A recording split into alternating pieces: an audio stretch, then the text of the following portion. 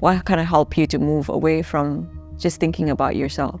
It's interesting because the I, me, myself always gets in the way of relationships.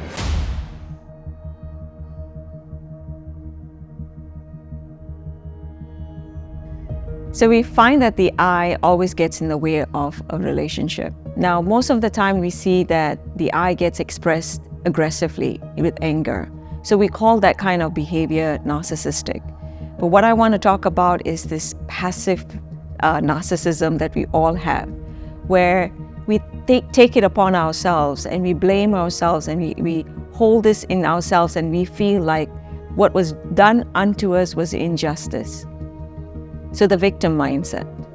So a lot of us tend to also go into that place where we feel so victimized. And this comes from an area in our life, or we've gone through so much.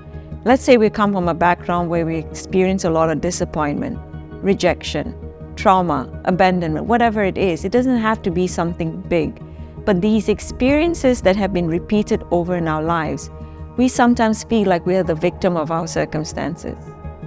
And so what happens is when something doesn't go the way we expect it to, we fall back into this place where it's a poor me. Oh, I'm the one who's struggling. I'm the one who's really hurt.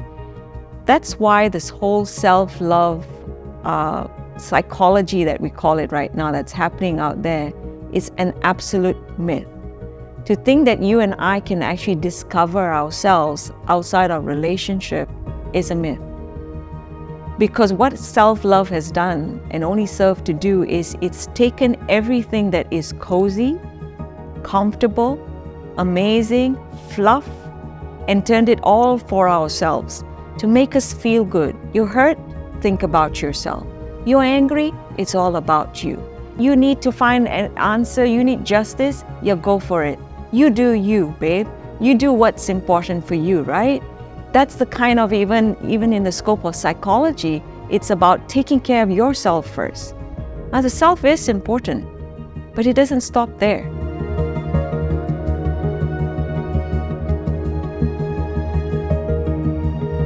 Who you are and who I am, us, we get found out, and we find out who we are in relationship.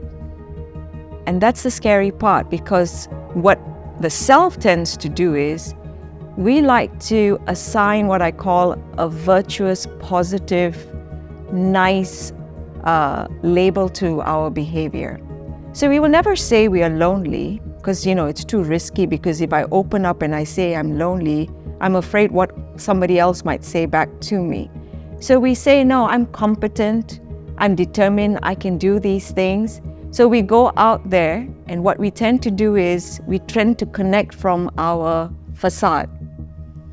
We tend to connect from these put-on images that we have with people. We tell ourselves we are going, we wake up every morning and we have these positive affirmations and self-love affirmations, and we say we can do it. So we go out there and try to connect from that space, except that it gives us that relief, but then we find that we get back into the same place where we are conflicting with others.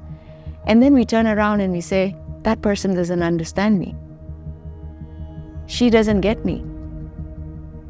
Oh, my boss doesn't get me. Suddenly it's my boss, it's my colleague, it's my husband, it's my boyfriend, it's my cat, it's everybody doesn't get me. Because I'm so cozy and caught up with myself. I'm always the victim. And so that is self-imposed narcissism.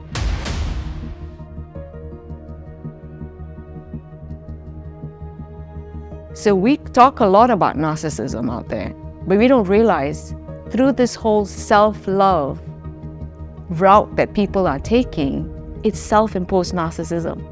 And it limits and stunts us from growing, because who we are gets found out in relationship. We grow with others. We don't grow by ourselves. I mean, let's look at nature. Again, put a seed to the ground, you don't just get one apple. It's a bunch of apples if it's an apple seed.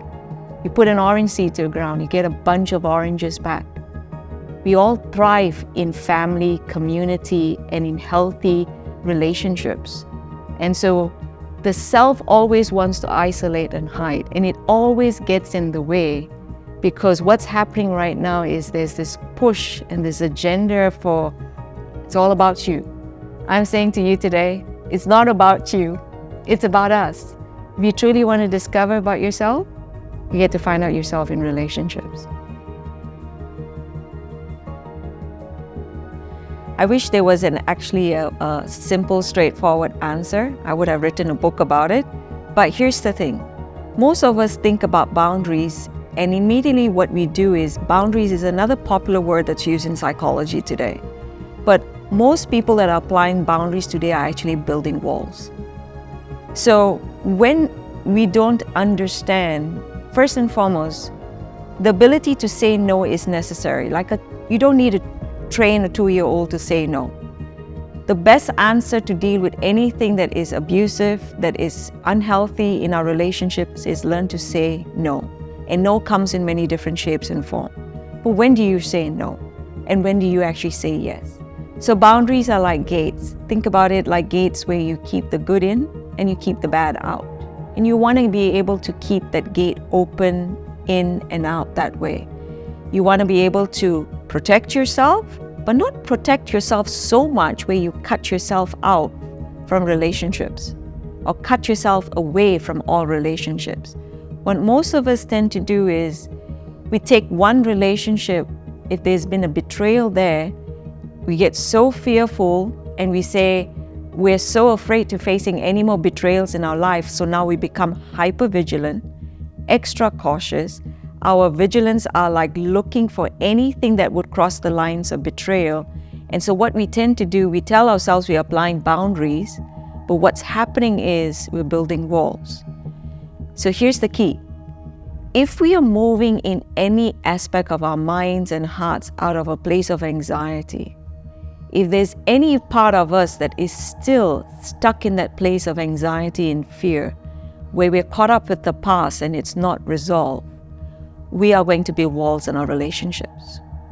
As in, there will be an uncertainty and not know when to say yes and when to say no.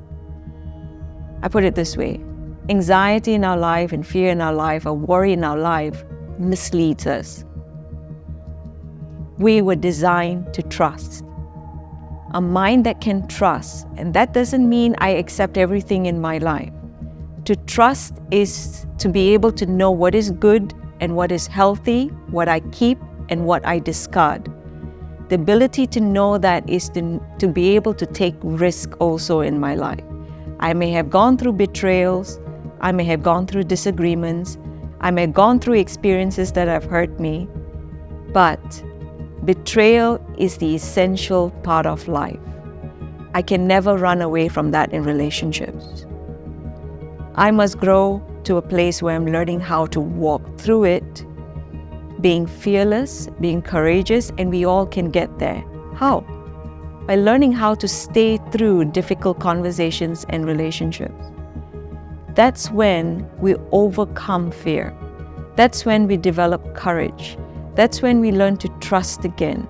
And when we can trust again, we will know when to say yes and when we learn to say no.